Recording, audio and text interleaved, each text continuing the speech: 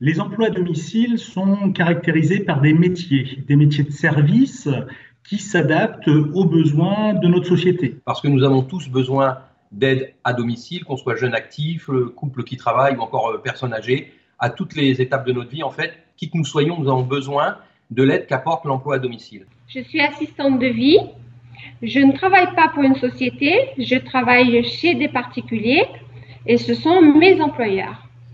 Alors, l'emploi à domicile dans le domaine de l'accueil du jeune enfant concerne les assistants maternels agréés qui accueillent les enfants à leur domicile et les gardes à domicile qui, elles, accueillent les enfants au domicile des parents employeurs. L'accueil au domicile d'une assistante maternelle, je dis assistante parce que ce sont en majorité des femmes, représente le mode de garde, on va dire majoritaire, dans un département rural comme le nôtre. Les acteurs qui sont impactés dans la Loire, ce sont les relais assistants maternels, les services de protection maternelle et infantile qui sont en charge de l'agrément, du suivi et de la formation des assistantes maternelles. Dans le cadre d'une garde partagée, deux familles peuvent employer la même salariée. Cela permet à des familles de recréer une forme de petite collectivité. Pour la CFTC, l'emploi à domicile est un secteur important puisque cela représente plus de 1,7 million de salariés, soit autant de personnes qui ont besoin d'être informées sur leurs droits et conventions collectives. C'est très important de se rappeler que dans la majorité des cas, les employeurs à domicile ne sont pas des professionnels. Donc, ils connaissent peu ou mal toutes les arcades juridiques et administratives de la vie d'un contrat. La mission des caisses d'allocation familiale et d'une CAF comme la mienne est de s'attacher à développer une offre qui soit diversifiée sur les territoires et qui soit bien sûr adaptée aux besoins des familles. Au niveau du CLIC, ça représente une alternative et une réponse importante pour les personnes âgées qu'on accompagne, qu'elles soient autonomes ou dépendantes. Le service que nous rendons aux personnes âgées par ce service d'aide à domicile est un vrai besoin, notamment un besoin exprimé à 80% de rester chez elles, de rester à leur domicile, là où elles ont toutes leurs habitudes.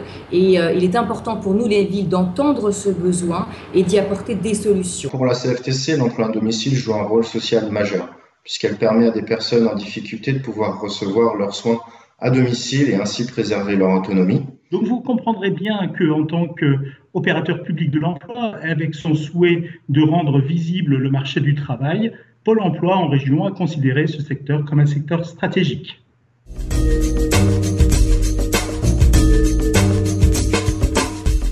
Je vais vous faire tout sourire, mais c'est faciliter les démarches administratives pour nous, employeurs citoyens particuliers.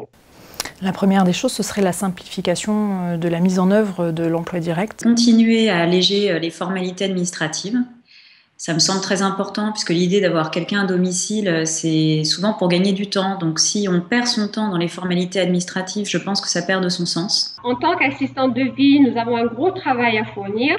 Alors on aimerait un peu plus de reconnaissance, être entouré, guidé, écouté. Il faut absolument que ces personnes se professionnalisent. Il y a une façon d'aborder les personnes à leur domicile. On sait aussi que ça concerne pas mal de personnes qui peuvent être dépendantes ou handicapées. Et pour travailler avec ce genre de personnes, il faut qu'il y ait une confiance particulière et une écoute. Il ne faut plus voir les emplois à domicile comme des métiers de précarité, mais comme de vrais emplois. Moi, j'ai du personnel à temps plein, avec des compétences et des formations.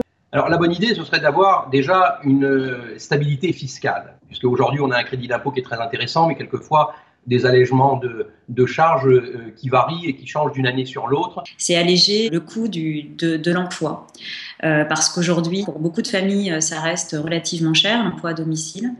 Et inciter les gens à déclarer par des dispositifs fiscaux ou sociaux, donc tout ce qui concerne les allègements de charges ou les déductions fiscales. La transparence du marché est elle aussi essentielle. Il faut amplifier nos efforts pour que l'offre rencontre la demande et que les particuliers employeurs rendent visible leurs projets de recrutement et que nous soyons en capacité de pouvoir y répondre.